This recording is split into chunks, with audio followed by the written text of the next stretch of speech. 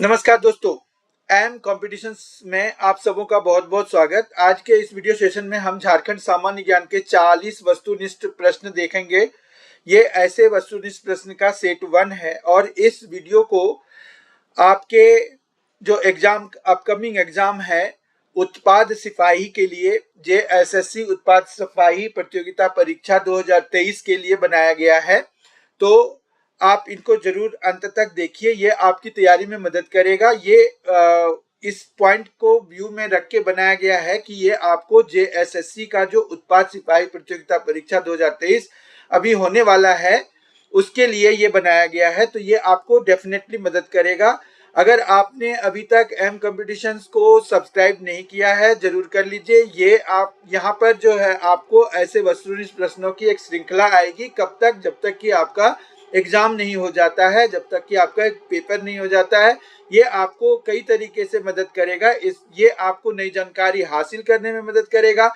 साथ में ये आपको ये चेक करने में मदद करेगा कि आपकी तैयारी कहाँ तक हुई है और कितना ध्यान देने की जरूरत है।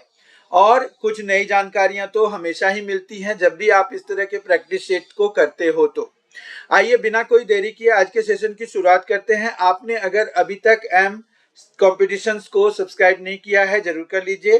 झारखंड सामान्य ज्ञान का 40 वस्तुनिष्ठ प्रश्न का ये सेट 1 है।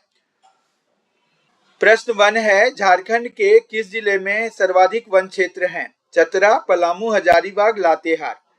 इसका सही उत्तर है, आप भी साथ साथ में करते रहिए, इसका सही उत्तर है लातेहार। लातेहार में जो है उनका जो भी जिला क्षेत्र है क्षेत्रफल का, उनके क्षेत्रफल का 55.54% जो है वो वन क्षेत्र है।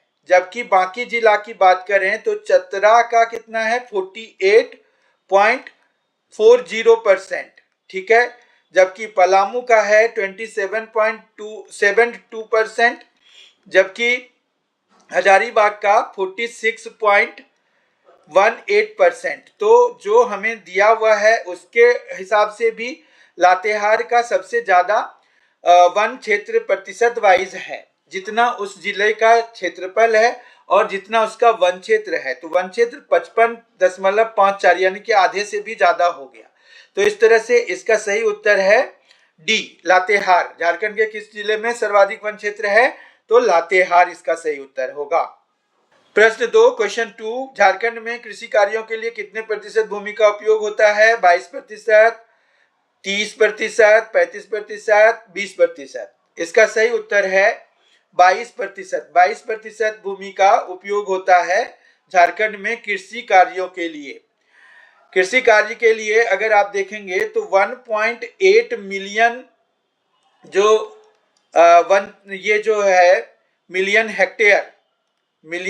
हेक्टेयर जो है वो एरिया कृषि के लिए यूज होता है। इसमें से अगर आपको एकदम शॉकिंग फैक्ट देखिए कि 0.16 मिलियन हेक्टेयर के लिए ही सिर्फ सिंचाई सुविधा उपलब्ध है। मतलब 1.8 में 0.16 मिलियन हेक्टेयर के लिए ही जो है इरिगेशन फैसिलिटी, सिंचाई सुविधा उपलब्ध है, जो कि 9.3% बनता है। यानी कि मात्र 9.3% के लिए, यानी कि 10% भी नहीं है, 9.39% ही कह लीजिए, बाकी 91% के लिए इरिगेशन फैसिलिटी अवेलेबल नहीं है झारखंड के कृषि कार्यों के लिए। तो झारखंड में कृषि कार्यों के लिए कितने प्रतिशत भूमि का उपयोग होता है? तो 22%।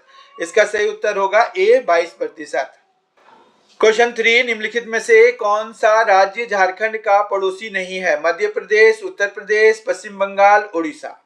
इसका सही उत्तर है मध्य प्रदेश। मध्य प्रदेश इसका सही उत्तर है। उत्तर प्रदेश इसके पश्चिम भाग में है। झारखंड के पश्चिम भाग में उत्तर प्रदेश है, पश्चिम बंगाल पूर्व में है और उड़ीसा दक्षिण में है। ये सभी हमें पता है। उत्तर में क्या है? उत्तर में बिहार है, जिससे कि ये काट करके झारखंड बनाया गया था। तो इसका सही उत्तर है मध्य प्रदेश। क्वेश्चन 4, झारखंड में वन क्षेत्र का प्रतिशत इसके कुल क्षेत्रफल का कितना है? यहाँ थोड़ा संतोषजनक है, हमारा उत्तर संतोषजनक होगा। 23.22%, 29.55, 29.55%, 35.04%, 35.04%, 20.09%। इसका सही उत्तर है 29.55, मतलब 29.55%। तो ये थोड़ा संतोषजनक है क्योंकि 33% के मतलब थोड़ा करीब है। बाकी राज्यों की स्थिति इस मामले में ज्यादा खराब है। तो कुछ कईयों के बहुत अच्छे भी हैं, जैसे अरुणाचल प्रदेश, नागालैंड, मणिपुर, इन सब के वन क्षेत्र ज्यादा हैं। और जो नेशनल लेवल है या जितना होना चाहिए उससे तो खैर बहुत ही ज्यादा है। झारखंड अभी थोड़ा पीछे है। तो 29.55% जो है इसके कुल क्षेत्रफल का वन क्षेत्र है। प्रश्न 5 है, झारखंड में सबसे छोटा संसदीय क्षेत्र कौन सा है? एरिया वाइज पूछ रहे हैं, कौन सा संसदीय क्षेत्र सबसे छोटा है? गुमला, रामगढ़, चतरा, गढ़वा। तो इसका सही उत्तर है चतरा। चतरा जो है ना सबसे छोटा संसदीय क्षेत्र है झारखंड का। तो ये बाय एरिया है। 6 झारखंड किस गोलार्ध में स्थित है? उत्तरी गोलार्ध, दक्षिणी गोलार्ध, पूर्वी गोलार्ध, पश्चिमी गोलार्ध। तो इसका सही उत्तर होगा उत्तरी गोलार्ध। उत्तरी गोलार्ध में झारखंड अवस्थित है। क्वेश्चन 7, हजारीबाग पठार के दक्षिणी छोर पर कौन सी नदी बहती है? फल्गु, बराकर, संकरी, दामोदर।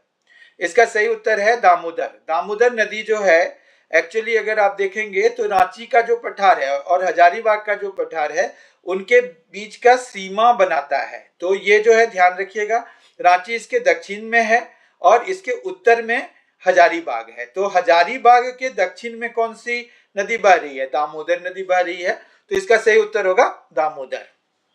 बिरसा मुंडा के गुरु का क्या नाम है? आनंद पांडे, जयपाल नाग, राहुल पांडे, शंकर नाग। इसका सही उत्तर है जयपाल नाग। हालांकि कई स्रोतों में यह भी बताया गया कि आनंद पांडे जी का भी बहुत असर था उनपे, लेकिन ये एक धार्मिक गुरु थे, धार्मिक। ठीक है, तो धार्मिक गुरु के प्रभाव में थे वो भी। तो धार्मिक अगर पूछा जाएगा तो फिर आप आनंद पांडे के साथ जा सकते हैं, पर उनके गुरु का नाम बेसिकली जयपाल नाग था।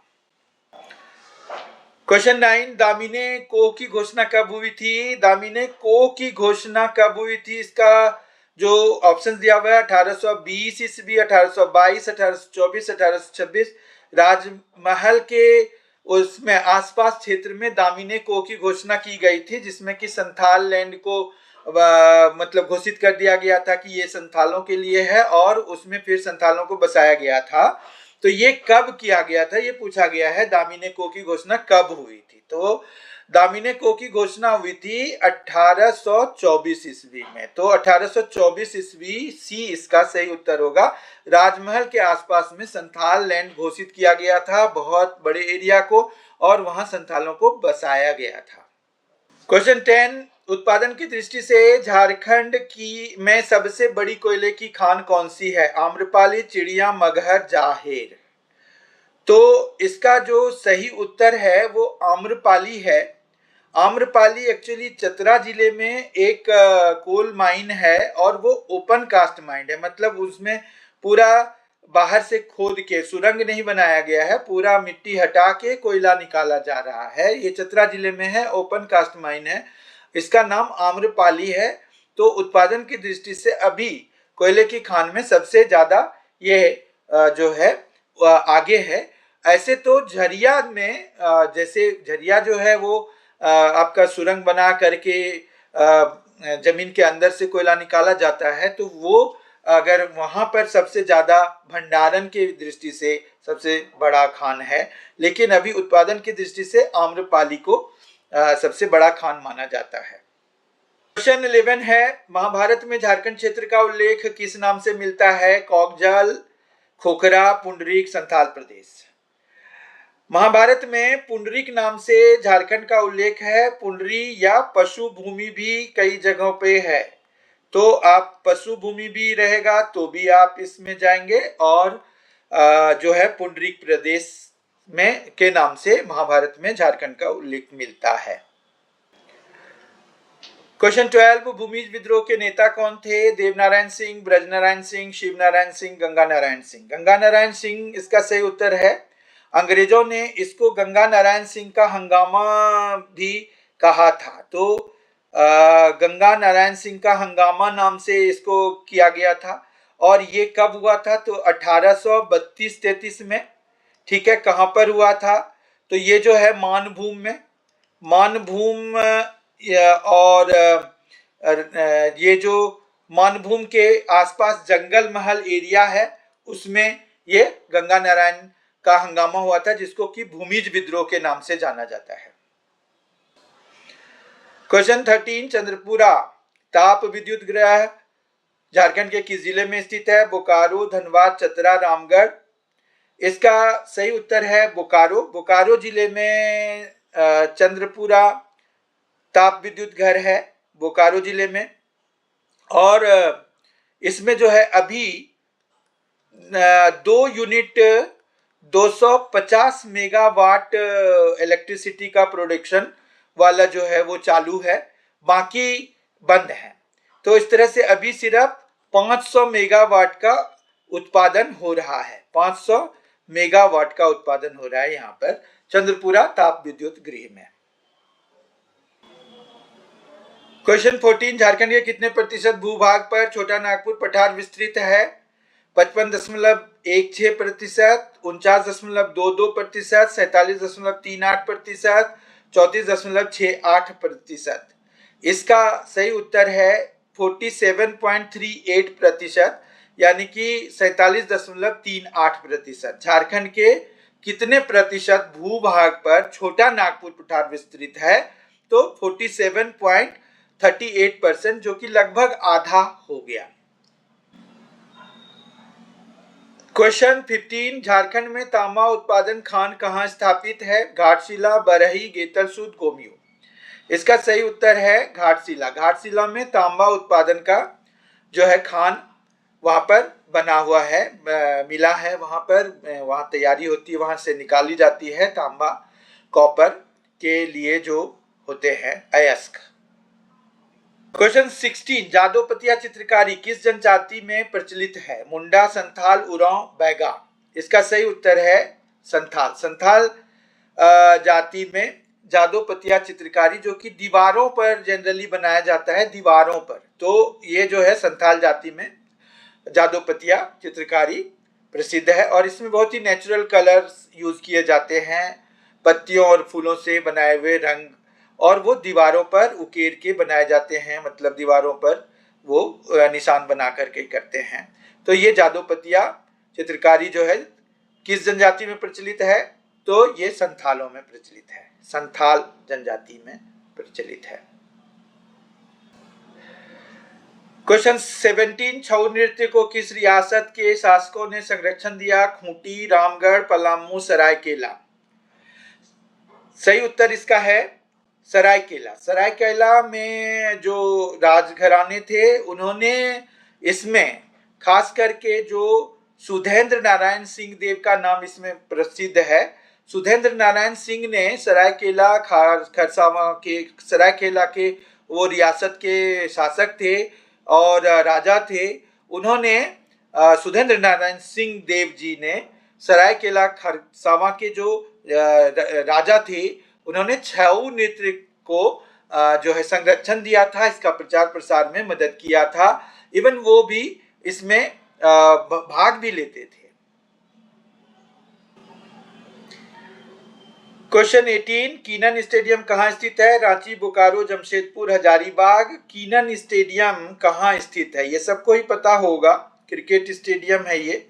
तो ये जमशेदपुर में है। बहुत दिनों से वहां पर कोई ओडीआई नहीं हुआ है, ना ही टेस्ट हुआ है, टेस्ट के लिए शायद मान्यता भी नहीं है उसको, लेकिन जमशेदपुर में कीनन स्टेडियम है। क्वेश्चन 19, सरहुल के अवसर पर किया जाने वाला नृत्य कौन सा है? बाज, झूमर, डोमकच, जादूर। सही उत्तर है इसका जादूर। जादूर नृत्य, नृत्य का नाम पूछ रहे हैं तो वो जादूर है। सरहुल ऐसे फ्लावर्स का, मतलब फूलों का त्योहार कहा जाता है। इसको बाहा भी कहा जाता है, कई बारी इसको बाहा कहा जाता है, और बाहा का मतलब होता है फूलों का त्योहार। ठीक है, तो इसको आप याद रखिएगा कि कौन सा फूलों का त्योहार कहा जाता है, तो उसको सरहुल को फूलों का त्योहार कहा जाता है। और उसमें जो डांस किया जाता है, उसमें जो नृत्य किया जाता है, उसका नाम क्या है? जादूर है। क्वेश्चन 20, छोटा नागपुर काश्तकारी अधिनियम कब पारित किया गया था? 1906, 1907, 1908, 1909। इसका सही उत्तर है 1908। 1908 ईस्वी में का छोटा नागपुर काश्तकारी अधिनियम पास किया गया था, पारित किया गया था। रिक्वेस्ट, आगे बढ़ने से पहले एक रिक्वेस्ट है कि अगर आपने अभी तक इस वीडियो को लाइक नहीं किया है, जरूर कर दीजिए। अगर आपने एम कॉम्पिटिशन्स को सब्सक्राइब नहीं किया है, वो कर दीजिए, ताकि ये जो है आपको ढूंढना ना पड़े, और लाइक कर देंगे तो हमें प्रोत्साहन मिलेगा। क्वेश्चन 21 है, यूल रूल 1856 झारखंड के किस क्षेत्र के लिए लागू किया गया था? तमाड़, संथाल परगना, सिंहभूम, वीरभूम। तो इसका सही उत्तर है संथाल परगना। संथाल परगना के लिए किया गया था, और ये जो है 1855 में संथाल विद्रोह के जस्ट बाद के लिए किया गया था। संथाल परगना में 1855 ईस्वी में संथाल विद्रोह हुआ था। संथाल विद्रोह के बाद जो है ये कानून व्यवस्था को लागू करने के लिए किया गया था। संथाल विद्रोह जो है 4 भाइयों ने मिलकर किया था। चांद, ये था सिद्धू, कान्हू, चांद, भैरव। सिद्धू, कान्हू, चांद, भैरव 4 भाइयों ने मिलकर संथाल विद्रोह किया था 1855 में। उसी के बाद कानून व्यवस्था को बनाए रखने के लिए यूल रूल वहां पर लागू किया गया था संथाल परगना क्षेत्र में। और ये यूल रूल का नामांकन जो हुआ था वो संथाल विद्रोह के बाद जो वहां पर भागलपुर में कमिश्नर थे जॉर्ज यूले, जॉर्ज यूल के नाम पर ये यूल रूल नाम रखा गया था। भागलपुर के कमिश्नर थे ये। तो संथाल परगना में यूल रूल लागू किया गया था 1856। प्रश्न 22 है, दीवानी कानून संहिता किस वर्ष लागू की गई? 1858 ईस्वी, 1859 ईस्वी, 1860 ईस्वी, 1861 ईस्वी। दीवानी कानून संहिता 1859 ईस्वी में लागू की गई थी। क्वेश्चन 23, झारखंड में आकर बसने वालों को आदिवासियों ने क्या नाम दिया? मधेशी, दीकू, वाकू, मजपतिया। जो बाहर से आके लोग बसे हैं झारखंड में, उनको आदिवासी लोग दीकू बुलाते हैं। क्वेश्चन 24, झारखंड पार्टी के संस्थापक कौन थे? जयपाल सिंह, थियोडोर सुरीन, कार्तिक उरांव, शिबू सोरेन। इसका सही उत्तर है जयपाल सिंह। जयपाल सिंह ने झारखंड पार्टी का स्थापना किया था, और अच्छा परफॉर्मेंस था। विधानसभा चुनाव में अच्छी सीटें जीती थी इन्होंने। झारखंड क्षेत्र मतलब बिहार में इनके अच्छे थे, और ये एक्चुअली अलग राज्य बनाना चाह रहे थे, इसलिए झारखंड पार्टी की स्थापना की गई थी। बाद में इसका कांग्रेस में विलय हो गया, तो वो बात अलग है। लेकिन अभी अगर पूछा गया कि झारखंड पार्टी के संस्थापक कौन थे, तो आपका सही उत्तर होगा जयपाल सिंह। क्वेश्चन 25, 12 हजारी और 13 हजारी किस जनजाति का अंतर विवाही समूह है? पहाड़िया, चेरो, महली, खोंड। इसका सही उत्तर क्या है? चेरो। चेरो जनजाति में जो है 12 हजारी और 13 हजारी नाम की उपजातियां हैं, और ये अंतर विवाही समूह है। मतलब 12 हजारी वाली 13 हजारी वाली से शादी कर सकते हैं, इस तरह से।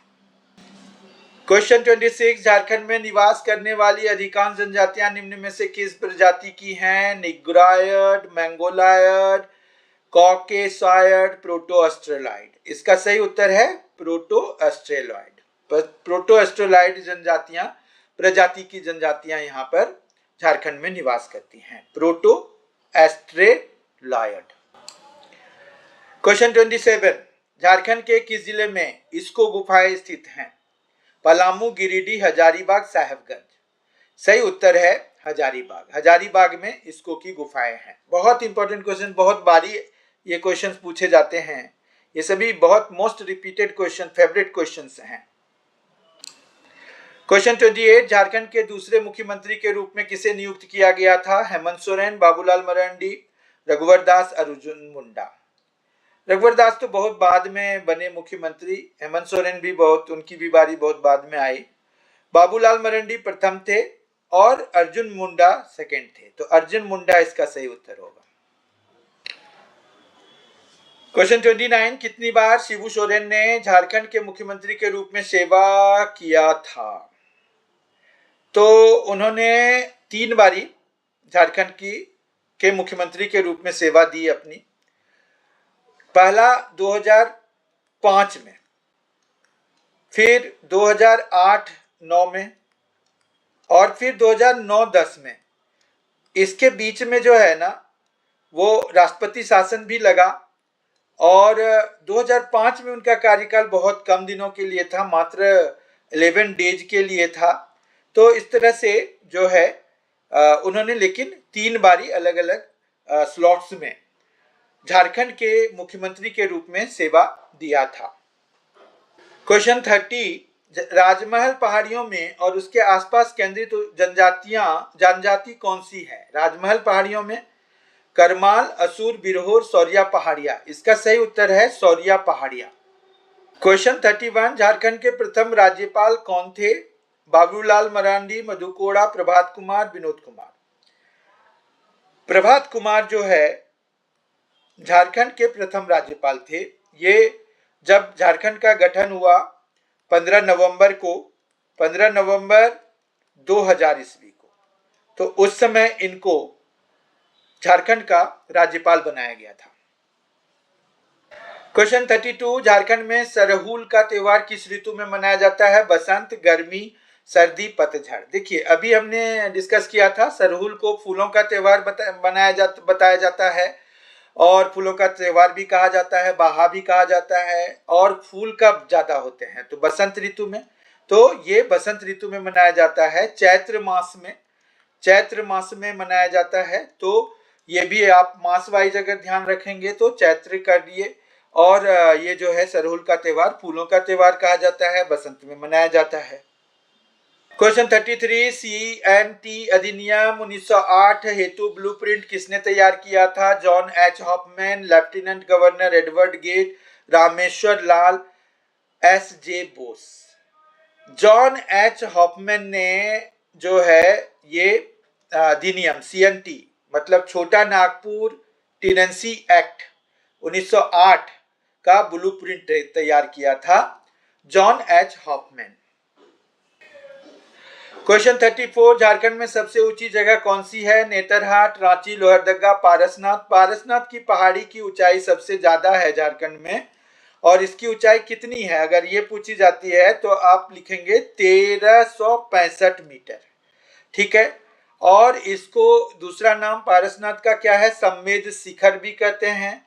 सम्मेद शिखर क्यों कहते हैं? ये जैनियों के लिए बहुत ही महत्वपूर्ण पहाड़ है पारसनाथ के, वो क्योंकि वहां पर जो है 20 तीर्थंकर जो है, 24 तीर्थंकर हुए हैं जैन में, और उसमें से 20 तीर्थंकर वहां पर निवास किया था, कभी ना कभी वहां पर रहे थे। तो इसलिए पारसनाथ भी उनका जो है 23वें तीर्थंकर के नाम पे पारसनाथ की पहाड़ी रखा गया है, और 24 में तो भगवान महावीर ही हुए थे।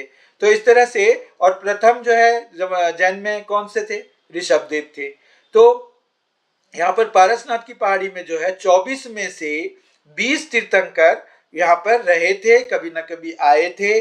तो इस तरह से ये सम्मेद शिखर के नाम से प्रसिद्ध है, और ये झारखंड का सबसे ऊंचा जो ऊंची जगह है।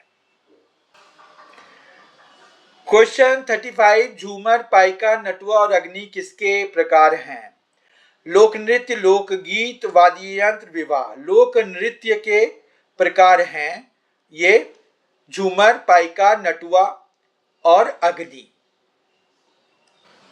क्वेश्चन 36, झारखंड में सबसे ऊंचे जलप्रपात का नाम क्या है? हिरणी, दशम, बूढ़ाघाघ, जोन्हा। सही उत्तर इसका क्या होगा? बूढ़ाघाघ। बूढ़ाघाघ की ऊंचाई कितनी है? 143 मीटर। ये कहाँ है? इसको मतलब लोध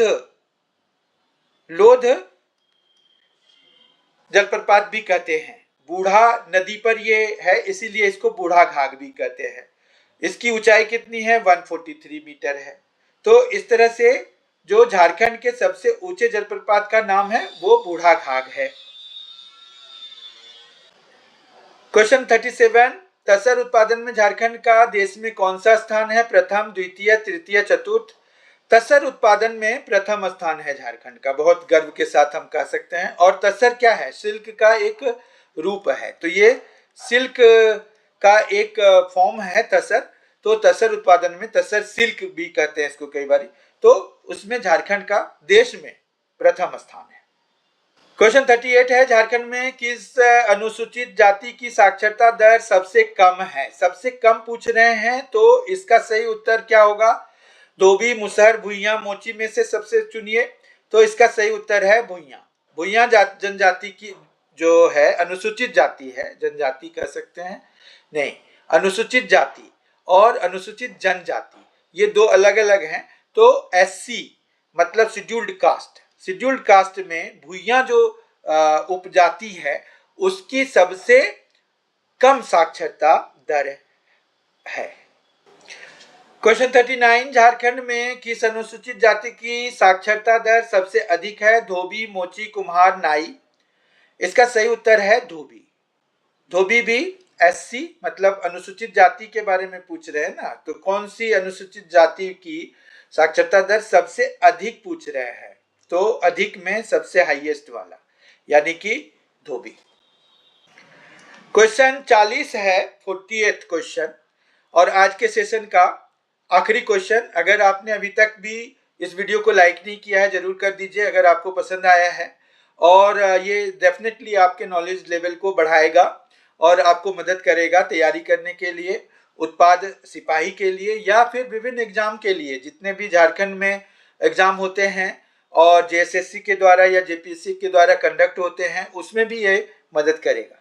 झारखंड राज्य की सबसे प्रदूषित नदी कौन सी है? 40वां क्वेश्चन है। स्वर्ण रेखा, दामोदर, बराकर, गुमानी? दामोदर नदी जो है सबसे गंदी नदी है, तो इसका सही उत्तर है Damodar. Please subscribe M competitions. यहां तक वीडियो देखने के लिए बहुत बहुत धन्यवाद। बहुत ही जल्द हमारी मुलाकात इसके अगले वीडियो के साथ होगी। बहुत ही जल्द हम मिलते हैं। सब्सक्राइब जरूर कर लीजिए। Thank you so much. Thank you so much for being with us. Thanks a lot. Enjoy yourself. बहुत अच्छे से प्रिपेयर कीजिए अपकमिंग एग्जाम के लिए। बहुत ऑल द बेस्ट।